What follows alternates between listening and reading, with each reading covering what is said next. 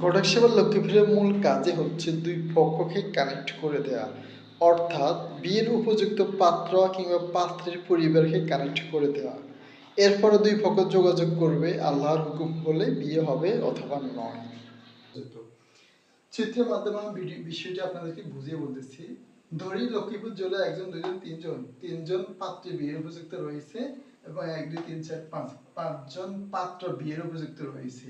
এর এক একজন লক্ষ্মীপুরে এক এক জায়গায় রয়েছে যারা একে অপরকে চিনতেছে না, অর্থাৎ একে অপরের সাথে কোনো পরিচয় নেই। তো ঘটক সেবা লক্ষ্মীপুরে রেজিস্ট্রেশন করলে আমরা নিজ দায়িত্বে একে অপরকে কানেক্ট করার চেষ্টা করব।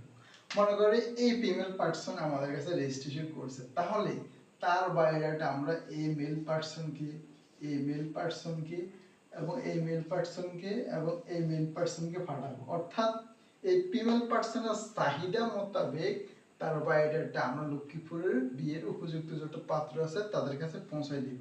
এরপরে যদি আল্লাহর হুকুম হয় বিয়েটি হবে অথবা হবে না।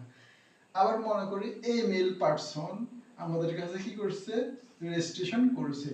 রেজিস্ট্রেশন করার ফলে তার বায়োডাটা আমরা এই ফিমেল পার্সনের কাছে পৌঁছিয়ে দিব, এই ফিমেল পার্সনের কাছে পৌঁছিয়ে দিব, এই ফিমেল পার্সনের কাছে আমরা কি পৌঁছিয়ে দিব।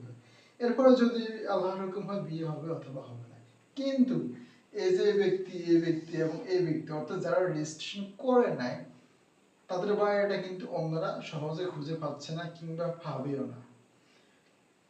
এটা হচ্ছে ঘটক সেবার মূল উদ্দেশ্য, অর্থাৎ বিয়ের উপযুক্ত পাত্র কিংবা পাত্রীকে কানেক্ট করে দেওয়া।